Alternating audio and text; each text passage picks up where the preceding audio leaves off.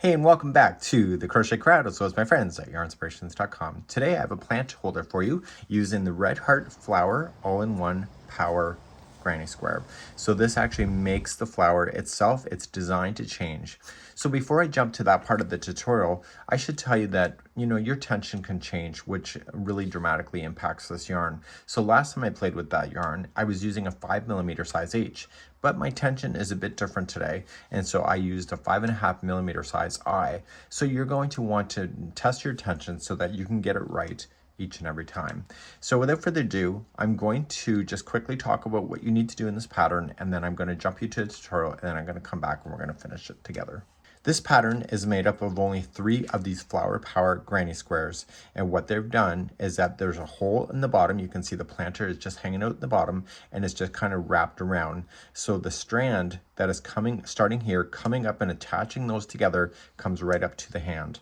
And so that strand is also holding the planter from falling through. So what we're going to have is that you're going to have 3 of these, and I want you to leave the long strand in there for now. And what we're going to do is get that started. So I'm going to jump you to the next tutorial because each one of the flower powers are all the same on how it's done, because the yarn is timed to change color as you need it. You will find a crochet diagram on this particular pattern. Go to the video description. There's a free pattern link there. So I'm going to jump you to that tutorial, and then I'll come back and we'll finish this together. Like Red Heart Super Saver being a recommendation of 5.5mm size I crochet hook, you do need to do a gauge check, and we'll do that at the very beginning. So with the other yarn of the Red Heart All-in-One Granny Square, I used a 4.5mm size G crochet hook, but with this one here, and it could be my attitude as well, or just that I'm more easier about it, is that I had to increase to a 5mm size H. Yes, it's lower, but what I have done is that I determined right at the very beginning what size this is going to be. So I did start off with a 4.5, and then I ripped it out, and then I did a 5. Did I do the whole square? No. All I had to do was determine the first circle in order to get to the size of the crochet hook that I needed. In the video description, you're going to find the written words as well as this crochet diagram to be able to see that, and it's a link. And you'll be able to print either or to be able to do it. I like this, and it's really quite fun. So rounds 1 will be the first color, and you can tell in the ball what color that will be, because the picture on the front here will show you that the first color was yellow, the next one's white, in this case it's gray. So you'll see that quite easily. The next 2 rounds, number 2 and 3, will be the flower, and then 4, 5, and 6 will be the exterior to form the flower power.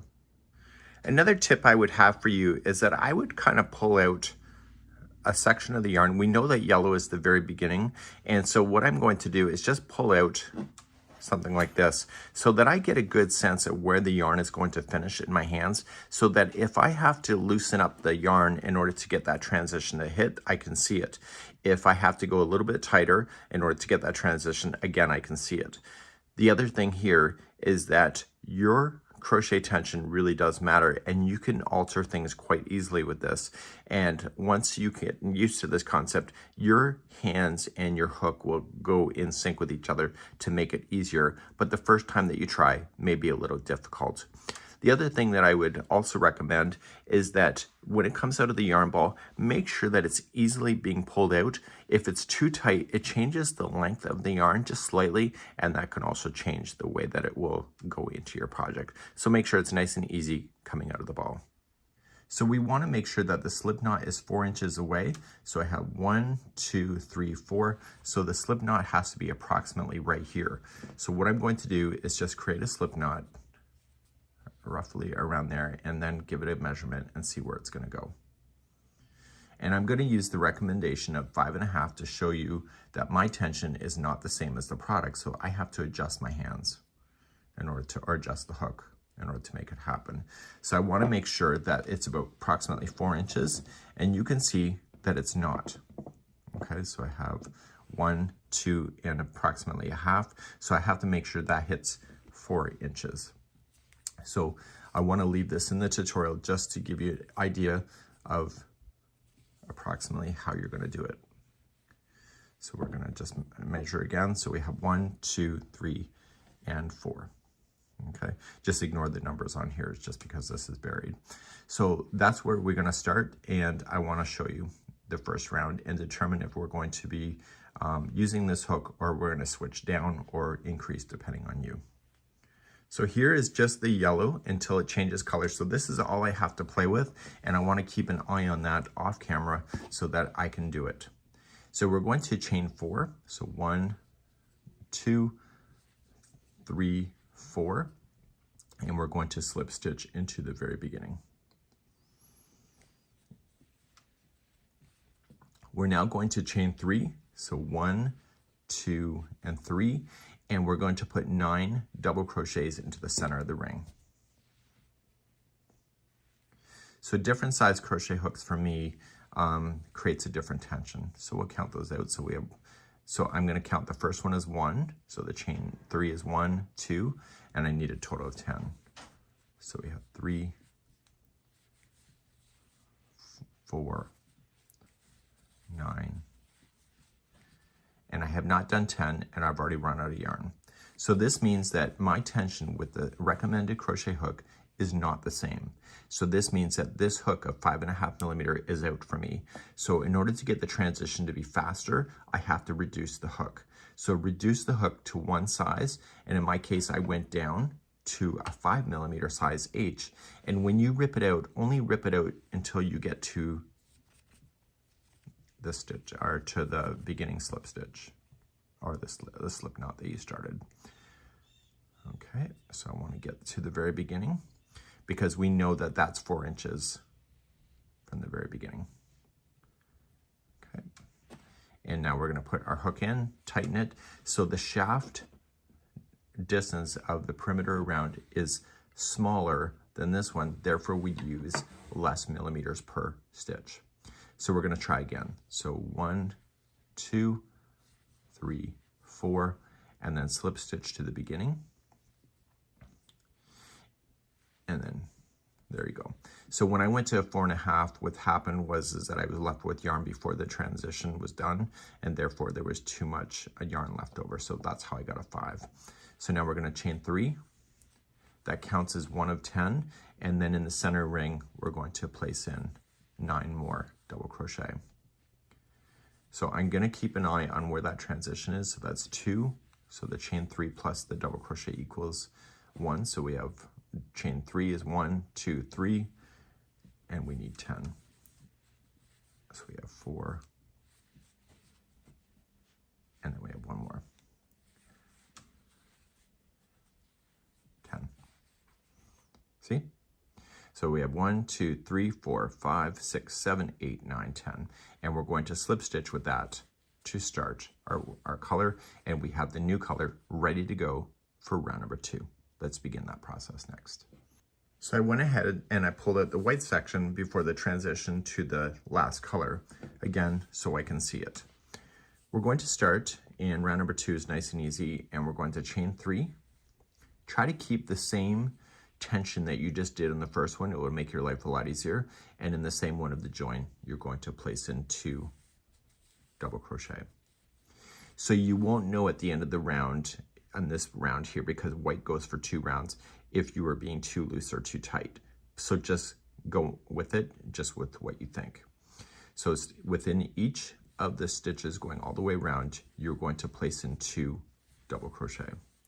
So just relax, go with it, and see how it goes, because you can alter the tension in the next round if it's not hitting the transition perfectly. So you got 2 there, so there's only 10 groups of 2 double crochet in each.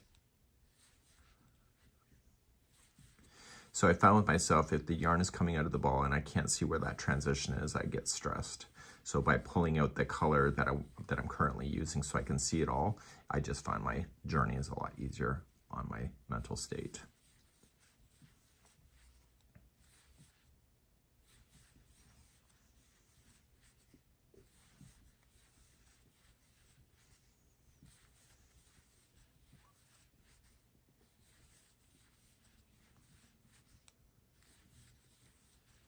So I'm just placing 2 into each stitch. When you come all the way around, you just got to watch that very first one that you're not putting an extra stitch in there. So there's going to be 10 groups of 2. And when you do a round like this, there always appears to be a gap like this, and that is not a stitch at all. It's just part of the first one here. So make sure there's 10 groups. So 1, 2, 3, 4, 5, 6, 7, 8, 9, 10. And you're going to slip stitch to the top of the first. And we're going to carry that color and move on to round number 3. Round number 3, we're now going to create petals. And so we are going to start by chaining 3. So 1, 2, 3, and in the same one of the join, you are going to apply a treble. So wrap that hook twice and do a treble. In the next one here, you're going to apply 3 trebles. So wrap in the hook twice and put 3 trebles into into that one stitch. So 3 trebles into one. There's only a total of 5 petals on the flower power. In the next one, we are going to apply 2 different stitches. The first one will be a treble. And then the next one will be a double crochet. And that's 1 petal done. And all you're just going to do then is slip stitch into the next stitch. And that will hold that down. And then you're going to restart again. So in the next one, there's going to be a double crochet,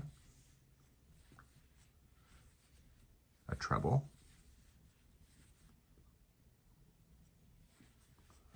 and then in the next one there's going to be 3 trebles. So this is technically the second time I've ever made a square, just so you're aware of that. So we'll see how it goes, because I learned on the first time around. So the first time you ever do it, you may struggle a bit. So just in case that you're thinking everybody gets it the first time, they don't, including myself. So then the next one is 1 treble, and then 1 double. Okay. Then the next one is a slip stitch, and so 2 petals are now done, and so we'll start again. So we're going to start with a double crochet into the next one, and then a treble will share that same stitch. The next one has 3 trebles.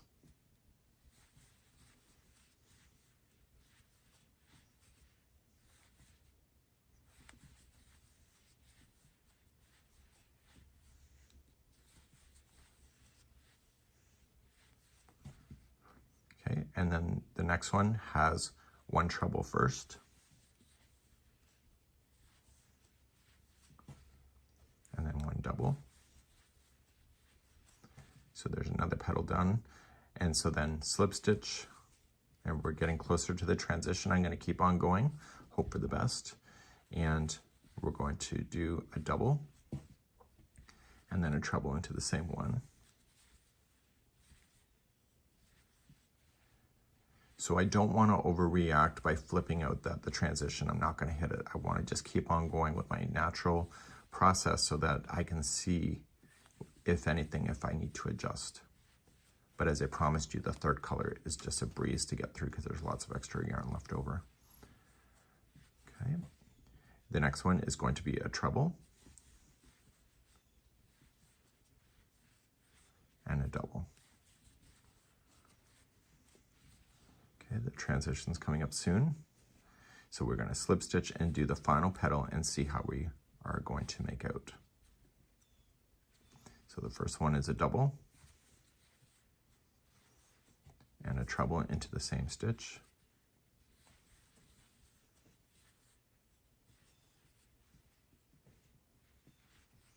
The next one has 3 trebles into it. Well, that transition's getting close. Okay, the next one has a treble first and a double into the same one. Oh my God. So I am so close. So I have to do a slip stitch into the next, and then I have to attach it. But the red has changed just before I want it to change. So this here is so funny because it's my second time ever doing this. I am so close. So what I want to do is that it's not very much distance that I need. I'm going to pull out until I get to the 3 trebles here. And you know how I can get a little bit more space? I can just be a little bit tighter. So now I'm just coming back and I'm just going to treble the 3. And I'm just trying to get my tension right so that the transition hits perfectly.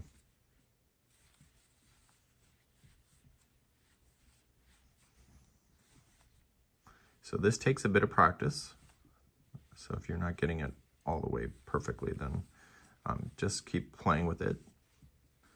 So if I'm too loose at the beginning of this color and I have extra left over, it becomes a real problem. So you want to adjust it right at the very end if you need to.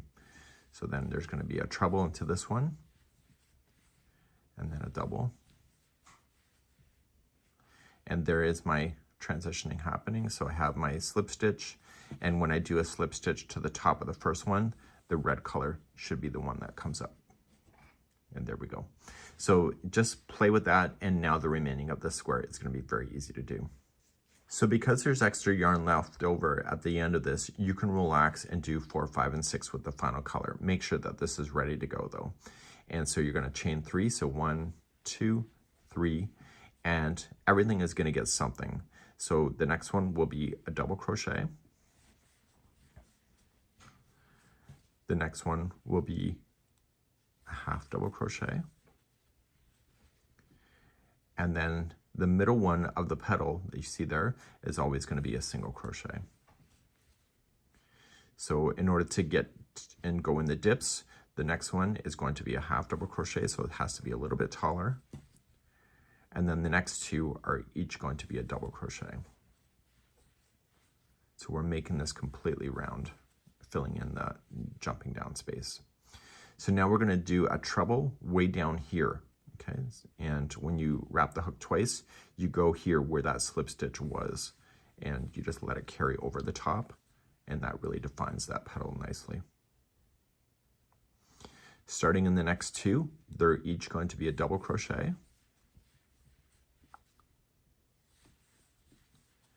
And then we need to get a little bit smaller, so the next one has to be a half. And then the middle one of the grouping of 3 that's next always has to be a single crochet in this case. So now we're going to get bigger. We're going to do a half, and then 2 double crochets in a row. And then we have to jump down again right here for a treble.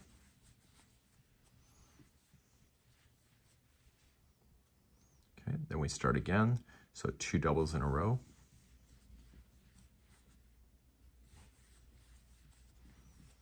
Get smaller, so we're doing a half. The middle one here is a single, so it gives you orientation of where you should be. The next one is a half, and the next 2 are double crochet again.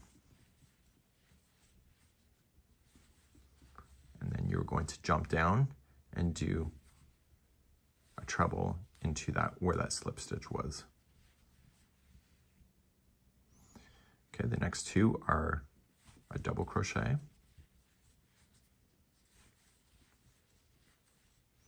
The next one is a half. The next one is a single, and then a half,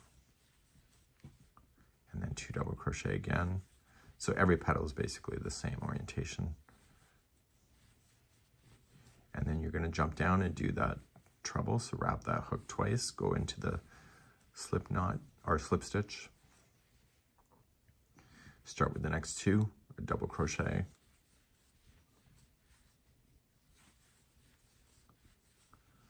Get smaller, you're going to do a half. Okay, you're going to do a single in the next, which is the middle one of that petal. And then you get bigger again. So a half, and then 2 doubles, and that's not your last stitch. The last one will be a treble into the slip stitch below. And that will complete that, and then we're going to slip stitch into the next. So you might see it buckling up like this. That's because it's got a bit of tension to it, but this is why you block it. So you just spray it with a little bit of water at the end of the project and just lay it flat and just kind of just shape it and lay it flat and let air dry. Don't soak it, just spray it. So let's begin round number 5. Round number 5, you are going to start off with a treble and a chain 2 space, but right where we're sitting, we need to do that all in one. So we need to chain 4 first. So 1, 2, 3, 4. That's classified as a treble. And then 5 and 6 is going to be a chain 2 space that we'll lean over. In the same stitch that you're coming out of here, you're going to apply a treble.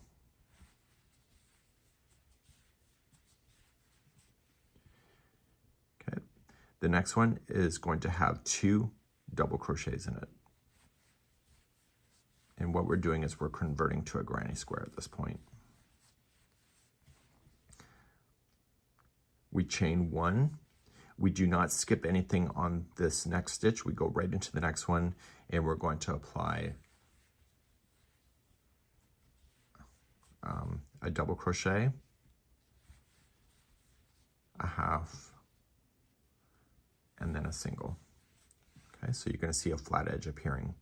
Do not worry, because this is 5 petals and we're going into 4 squares, where this is landing will not be the same as you're going around. So you got to just trust the numbers. So now you're going to chain 1, and this is the only time you're ever going to skip a stitch, is going to be the next one, and you go right into the next one, and then you're going to single crochet, and then the next one is going to be a half, and then the next one is a double crochet. The next one, before you proceed there, is going to be a chain 1 first. So you're creating these chain 1 spaces that you'll use in the future, and you'll go right into the next one, and in the next one is going to be 2 double crochets into the same stitch. And then the next stitch is your corner. So you'll start off with a treble first, chain 2, and then a treble into the same stitch. And there is the next corner that you have. So let's do another side together. Starting in the very next stitch, you will do 2 double crochets into the same one. Chain 1, do not skip a stitch here, but just in the next stitch available, you're going to apply 1 double crochet, and then the next one is a half, and then the next one is a single.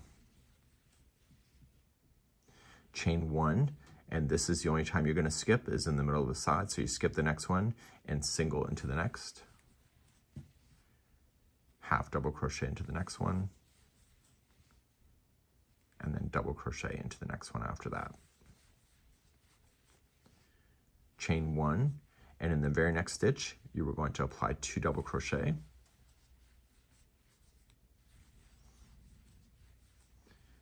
and then in the very next stitch, it's going to be your new corner. So it'll be a treble, chain 2, and a treble.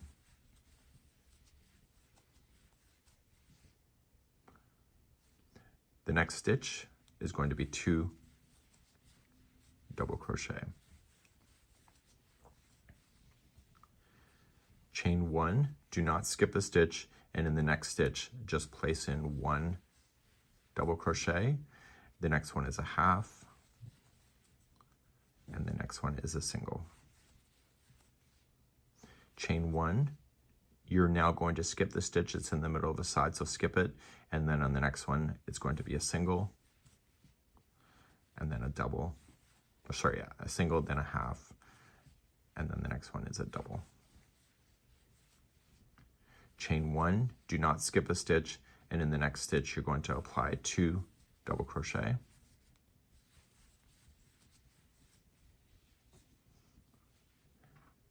The next one is your next corner, so it's going to be a treble,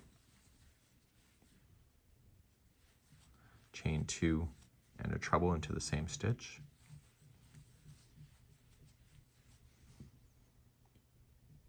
Okay, the next one is 2 double crochet, so we're on another side happening.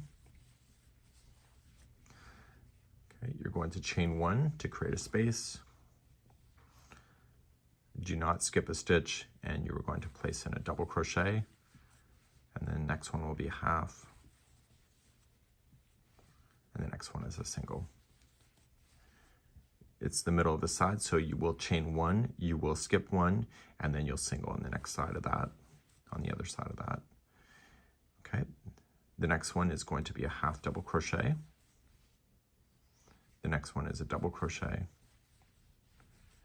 And the very last stitch before the corner started is going to be you got to make sure you chain one, and then in this one here, it's going to be 2 double crochet into the same one.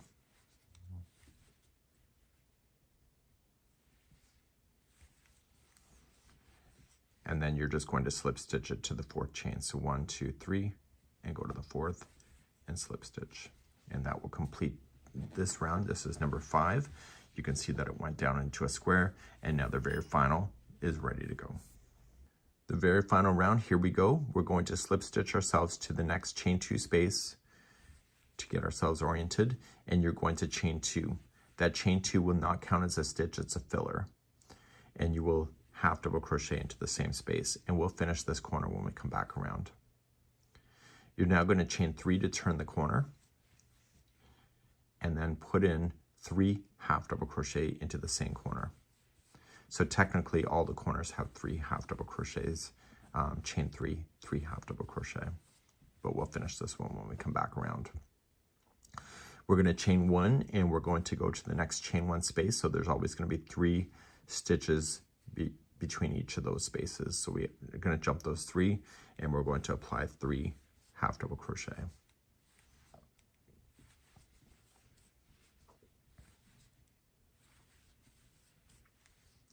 Chain 1, go to the next chain 1 space,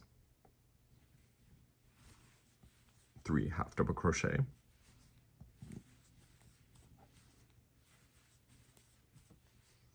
chain 1, go to the next chain 1 space, 3 half double crochet,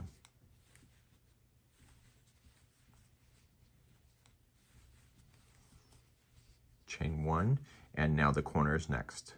So it's going to be 3 half double crochet first,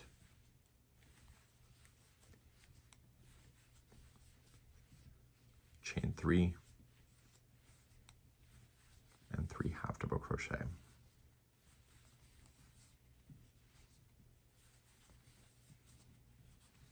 Okay, chain 1, and we come to the next chain 1 space here, 3 half double crochet, so we're moving down a side again.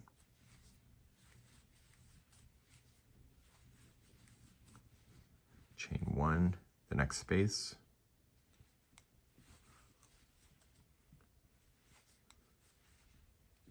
so really this final edge is not a big deal. Chain 3, come to the next chain 1 space, 3 half double crochet, chain 1. Okay, next one is the corner, so there's 3 half double crochet,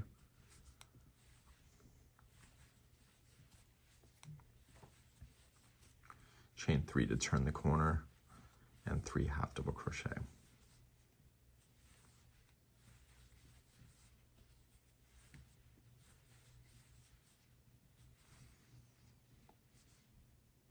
Okay, and then chain 1, go to the next chain 1 space, 3 half double crochet,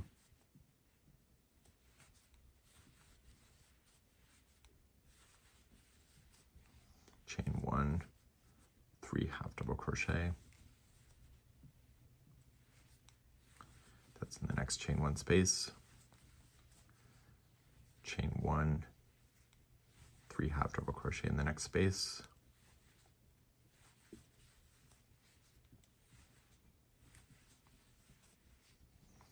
chain 1, and then your corner again, so it's 3 half double crochet, chain 3, 3 half double crochet. So off camera, I'm looking at how much yardage is left over. There's still plenty. I'm not worried at all, which I'm really grateful for, to be honest with you. It was a good decision by Yarnspirations. So chain 1 and put in 3 half double crochet into the next space. chain 1, 3 half double crochet into the next space,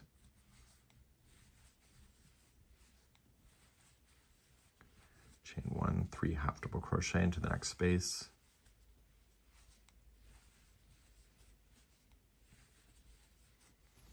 okay, so I got lots of yardage left, chain 1, and I'm going to finish this corner. So there's technically only 1 half double crochet in there because the chain 2 is just a filler, so just apply 2 half double crochet and then slip stitch it to the top of the first half double crochet that you started with, and that will complete that. So then all you're just going to do is just take your yarn and you're going to trim it, and I would trim it just before the yellow starts. And if you recall that when I started this, I had this yarn left over, I went over top of the straggler, so even if the red was there, you're never going to see it, and then you're just going to trim that out in order for that to happen. So you can just safely trim that out. And then I would trim this, as I mentioned, just before the yellow starts, and therefore you have this to play with. And then your next slip knot starts 4 inches away from this transition, right when it goes from this color into the new color here. And as I mentioned, you can block your project if you would like to. If you go to the video description, there is going to be information on how you can attach these with a flat stitch join, and I will have that all ready for you. And then you can see then these would be quite awesome to do. And this is a Flower Power square using Red Heart all-in-one Flower Power yarn. So there's a diagram on page number 2 that shows the assembly. So what you need to do is start 1, chain 10, and then attach, and then continue to chain 48. Then the next one you're going to attach to the existing one, chain 10, then join, and then do your 48, and then finally like this. All 3 together will then do a tie. So we're going to start with this process next. So let's begin. So I'm using the same color, so I just grabbed another piece of yarn. So I grabbed the outside of the ball, just so you know. And I'm going to chain 10. So 1, 2, 3, 4, 5, 6, 7, 8, 9, and 10. So now what we're going to do after the chain 10 is done, put the yarn underneath of your granny squares. Okay, so this is done like it's sewing, like you are a human sewing machine. We're going to do a flat stitch join, and what this is, slip stitch join, and you're going to go into the back loop only. And to do that, you just go into the back loop of a chain. So there was 3 chains that make up a corner. You're going to the middle one, and then you're going to go to the back loop of the next one right here. So the yarn should be underneath of the granny squares, and you're going to yarn over and just pull through everything, and that attaches it. You move to the next back loop only, which is still part of the corner, and move to the next back loop only, yarn over with the yarn, and pull through. Okay, so there's the same amount of stitches per side. Always go in the same order, so I'm always going in the front one, then back, then wrapping them through. So don't change the order in which you do. So if you're doing it in a different order, just be consistent. So back loop, and yarn over. Please go all the way across the edge. I'll see you right there in a moment. So I've been working my way through. Remember, there's 3 chains that make up a corner. Go into the back loop of the first 2 only.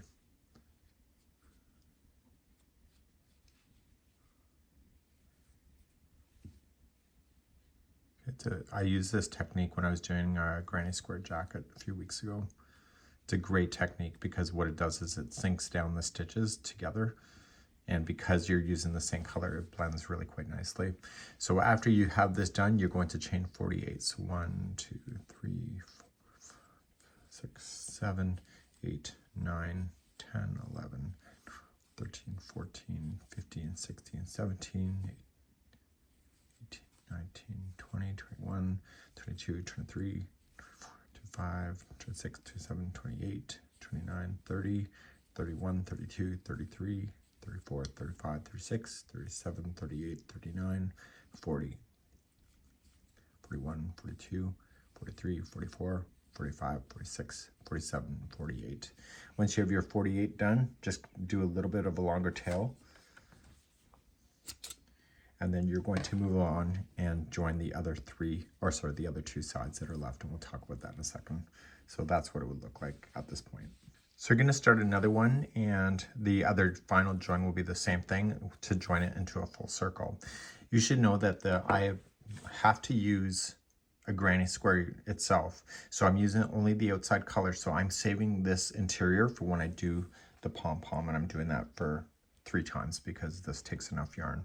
So 3 of the granny squares, the interior, will make up the tassel, not the pom-pom. So you're going to attach into the center back loop, So then you chain 10, 1, 2, 3, 4, 5, 6, 7, 8, 9, 10, and then just make sure that the yarn is behind. Going into the center back loop only, center back loop only, and do the flat stitch join just as you know. Go all the way to the other side of this, join over here, and then chain 48, and then do that. And I'll see you on the third one in just a moment. So I'm now ready for my third one. So I have here the long sides are on one side, obviously, and so we're going to turn it over, and we're going to attach the final there to make it the round circle. We're going to start with some new yarn again. And what you can do this time is that you want to attach the other 2 already with it. So just start it with a slip knot, come on into the first and the first, so it's together. So just attach with a slip knot and then chain 10, 1, 2, 3, 4, 5, 6, 7, 8, 9, 10, and then just do your magic on the back loops only. Make sure the yarn stays inside underneath like that. So if you didn't leave it on the outside and you had the lesson, you can leave me a comment, because I never realized that was actually a thing until you start crocheting and realize you should have did it. So your hands are very much like a sewing machine, with dragging the yarn up from the table of the sewing machine into capturing the needle. Okay, so you're going to do that all the way to the other side here, chain 48, and maybe back here in a moment. The next step we're going to want to do is get rid of some of the tail ends here. If we trim it too short, it's going to be a problem.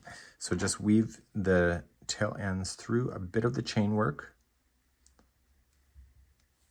Don't forget to split plies, just don't go between stitches, because then things definitely fall out. And so all you're just going to do is trap those tail ends into the chain work itself, and you're going to do all 3 in the same manner. So please do that. I'll be right back. So you can either use a piece of cardboard, or you could tassel maker. Just grab a piece of yarn. This will hold the tassel together at the top, and just put it through the grooves like that. You're going to take 2 strands at the same time if you like a nice full one, and leave it down. Okay, so you may actually want to turn it in a way that makes sense to the way you're holding your hands, and just get things out of the way and just put them in front, and then just wrap. And so you're going to wrap a total of 30 times. So this is 1, 2, 3, and go all the way to 30. And just once in a while, just that one that's supposed to be holding, just make sure it stays out of the way and you don't get it stuck under anything. So I'll be right back in a moment. So I've now wrapped it my number of times. I didn't want the yellow as being part of this, so I am going to snip this in a way that makes sense for me. So I'm also going to take a piece of that white and just save it for a few minutes from now. And we want to align this. So I have a little bit of gray left over from the very beginning, so I'm just going to snip that out before I forget about it. And that here is part of the top.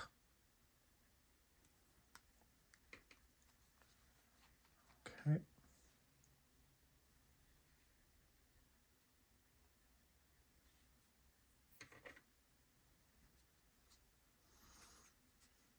So what I'm doing is I'm getting that strand that was lining across. I'm just trying to even it up a little bit.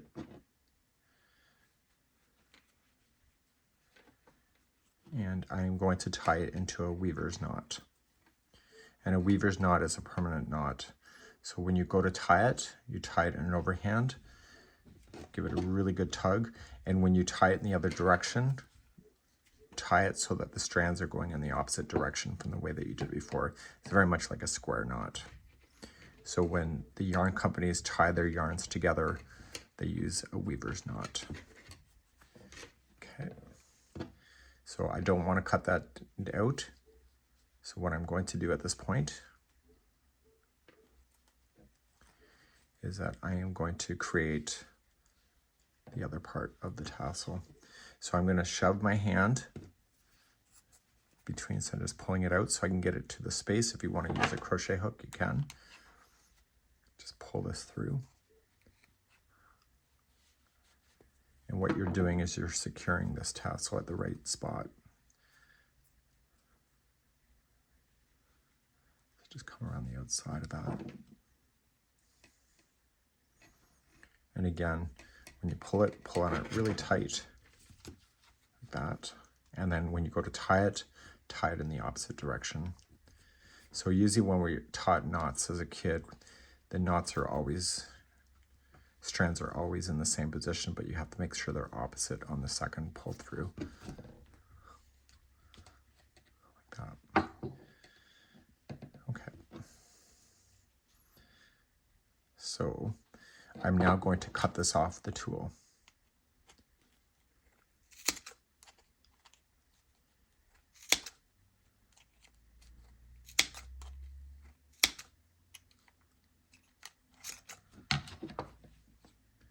Okay, and then I'm just going to slide this off like that.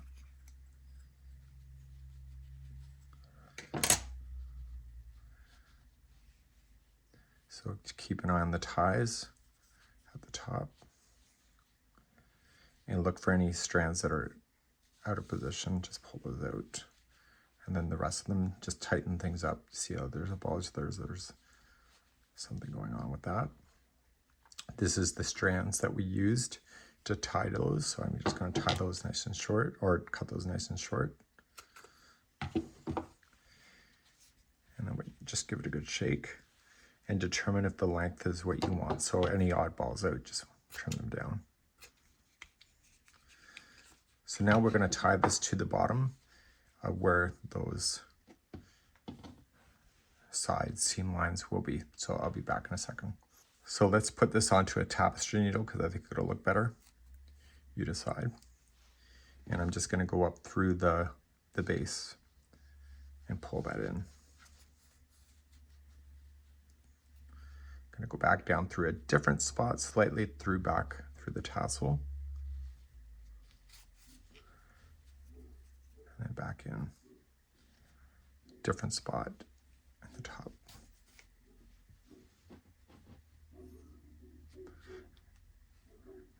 Now your planter will be sitting on top of this joining area, so this won't be very visible.